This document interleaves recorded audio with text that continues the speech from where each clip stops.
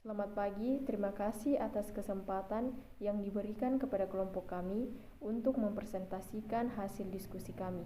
Di sini kami akan membahas materi mengenai memperkenalkan penawaran pasar baru. Namun sebelum itu, kami akan memperkenalkan diri kami masing-masing. Perkenalkan, nama saya Dela Angela dengan NIM 220411331. Perkenalkan, nama saya Afrila Prengalo dengan NIM 220411257. Perkenalkan, nama saya Nova Buntu Padanun, NIM 220411318. Perkenalkan, nama saya Valentino Semu Pesau dengan NIM 220411241. Perkenalkan, nama saya Melia Indah Tulian, NIM 217411570.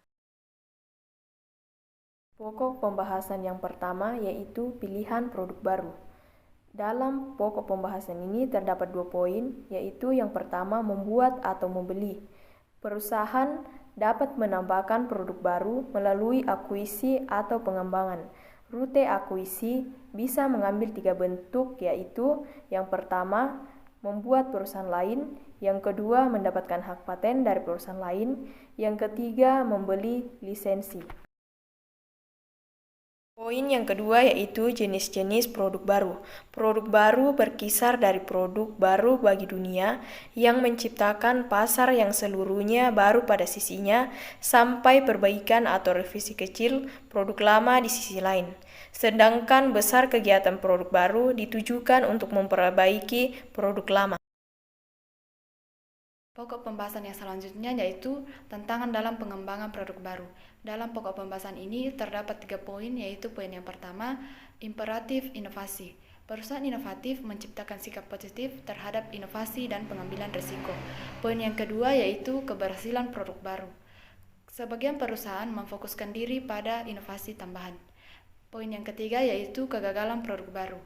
Faktor kegagalan produk baru terbagi atas 6 bagian, yaitu yang pertama, kelangkaan ide, yang kedua, pasar terfragmentasi, yang ketiga, batasan sosial dan pemerintah, yang keempat, biaya pengembangan, yang kelima, kelangkaan modal, dan yang keenam, waktu pengembangan yang dibutuhkan lebih pendek.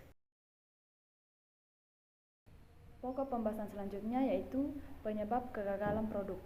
Penyebab kegagalan produk terdiri atas 8 bagian, yaitu yang pertama, mengabaikan atau melakukan kesalahan dalam menginterpretasikan hasil riset pasar.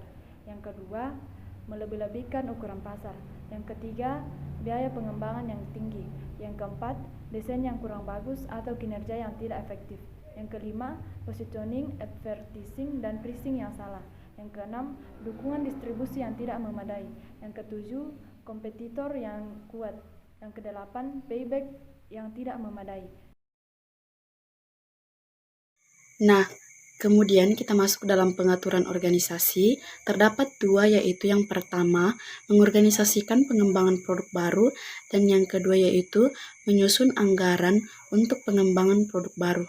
Pada saat mengorganisasikan pengembangan produk baru, perusahaan menyiapkan komite khusus dalam mengembangkan produk baru tersebut agar bisa berjalan sesuai dengan yang diharapkan. Kedua yaitu menyusun anggaran untuk pengembangan produk baru. Pada hal ini, perusahaan atau komite senior menyiapkan beberapa banyak anggaran yang akan digunakan dalam pengembangan produk tersebut. Proses pengambilan keputusan dalam pengembangan produk baru. Terdapat 8 proses. Yang pertama yaitu penciptaan ide. Pada tahap ini perusahaan atau komite tertentu menciptakan atau mengumpulkan ide produk apa yang akan dikembangkan. Yang kedua yaitu penyaringan ide. Setelah beberapa ide terkumpul, maka dilakukanlah penyaringan terhadap ide produk tersebut. Yang ketiga yaitu pengembangan dan pengujian konsep. Setelah disaring dan kemudian dipilih sebuah ide produk, maka kemudian dilakukan yang namanya pengembangan dan pengujian terhadap konsep. Yang keempat yaitu pengembangan strategi pemasaran. Nah, pada proses ini perusahaan menganalisis bisnis baru yang akan dikembangkan dan akan dipasarkan kemana. Yang kelima yaitu analisis bisnis. Nah, setelah dilakukannya pengembangan strategi pasar, maka kemudian akan dilakukan analisis terhadap bisnis tersebut. Apakah produk yang akan dikembangkan tersebut akan memiliki banyak peminat? Yang keenam yaitu pengembangan produk. Setelah dianalisis, produk tersebut dikembangkan baik secara kuantitas maupun kualitasnya. Yang ketujuh yaitu pengujian pasar.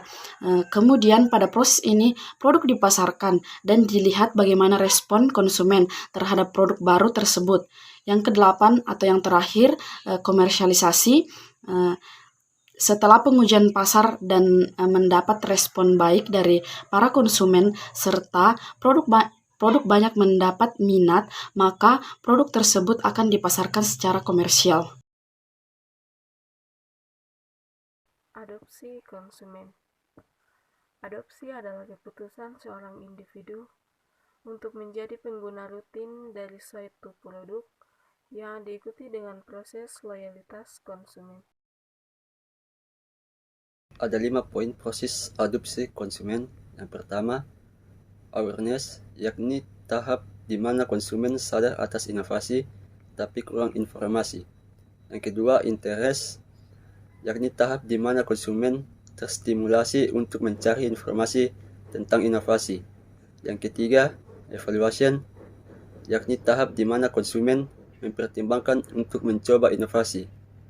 Yang keempat, trial, yakni tahap di mana konsumen mencoba inovasi dan memperbaiki estimasinya terhadap nilai dari inovasi tersebut.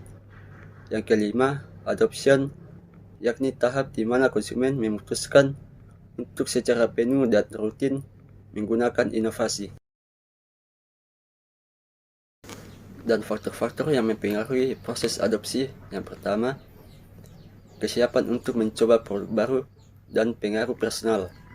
Yang kedua, karakteristik dari inovasi itu sendiri.